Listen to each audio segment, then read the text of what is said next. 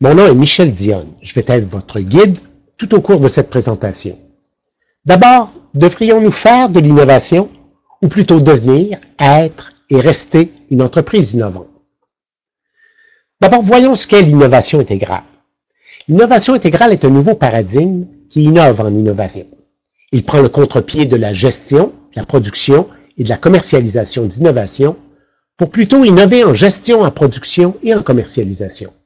Elle concerne tous les dirigeants qui sont disposés à transformer leur entreprise pour qu'elle soit innovante. Voyons maintenant l'innovation de gestion. Une recherche du Cyrano, le Centre interuniversitaire de recherche et d'analyse sur les organisations, démontre que l'effet le plus important sur la productivité provient de l'innovation organisationnelle que nous appelons l'innovation de gestion. Les deux autres types d'innovation, soit l'innovation de production et de commercialisation, n'augmentent la productivité que s'ils sont accompagnés d'innovation organisationnelle. Qu'est-ce que c'est exactement? Il s'agit alors d'un micro-programme en innovation de gestion. Une formation intensive de 5 jours, à raison de 1 journée ou 2 semaines, d'avril à juin, qui se déroule en semaine, autant à Québec qu'à Montréal. Son coût est de 1 495 $ pour les 5 jours, incluant la documentation et les repas.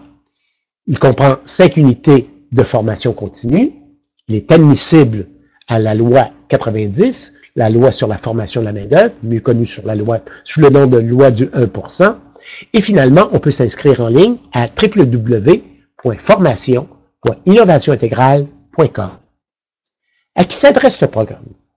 D'abord aux dirigeants d'entreprise, cadres et gestionnaires qui doivent mobiliser l'intelligence de leurs collaborateurs. Puis, aux gens de ressources humaines, aux CRHA et aux informaticiens qui vont jouer un rôle crucial pour devenir une entreprise innovante. Enfin, il s'adresse aussi aux gestionnaires de projets, puisque la transformation d'entreprise est un projet en soi, permanent et transversal.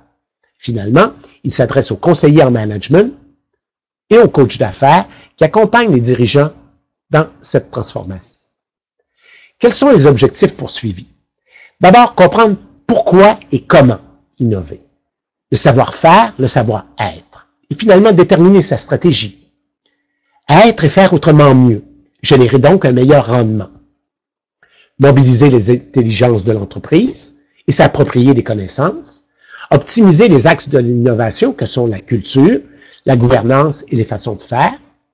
Accélérer le processus de l'idée à la commercialisation rentable, ce qu'on appelle le time to market. Et finalement, accroître les résultats financiers, la profitabilité, ainsi que la réalisation personnelle, puisque l'individu est au cœur de l'innovation intégrale.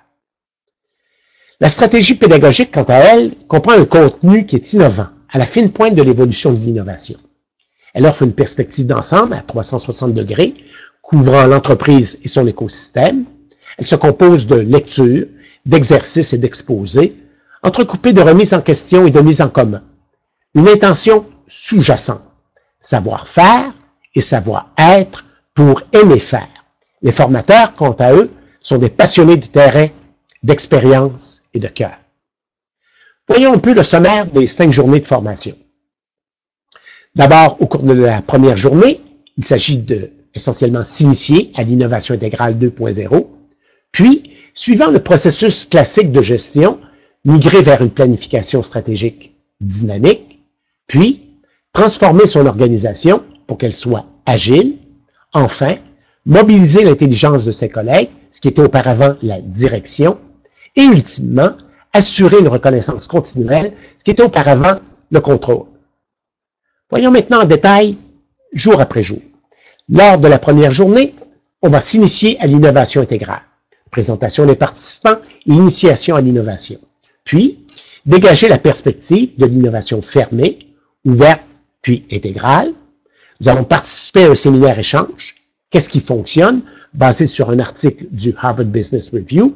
Puis finalement, une présentation sur comment susciter la créativité pour générer de l'innovation.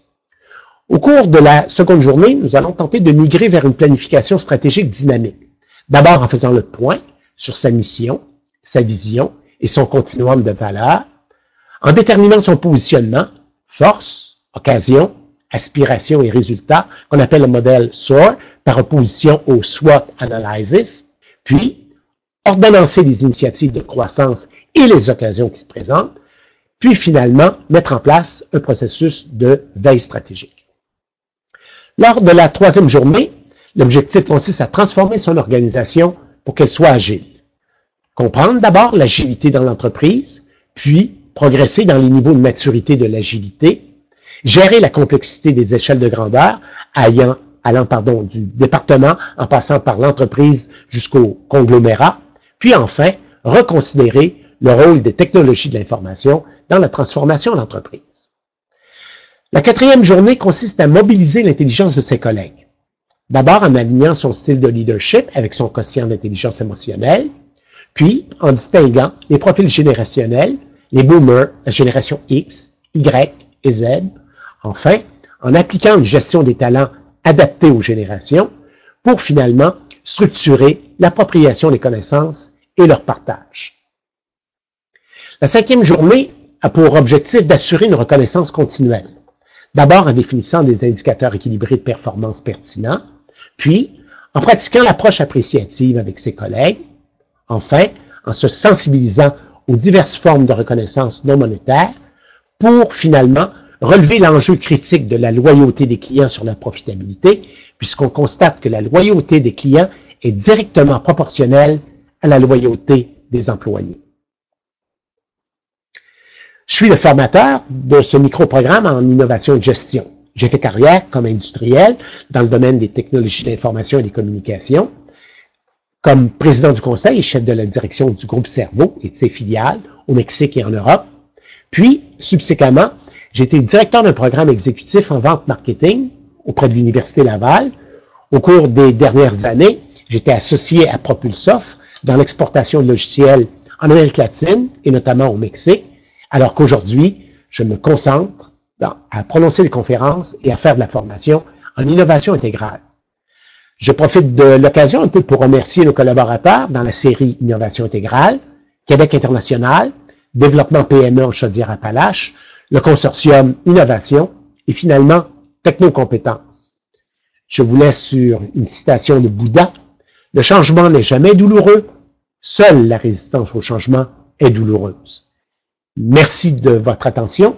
Si vous avez des questions, n'hésitez pas à me contacter par courriel mdion@innovationintégrale.com et pour vous inscrire, vous vous rendez à formation.innovationintégrale.com. Bonne fin de journée.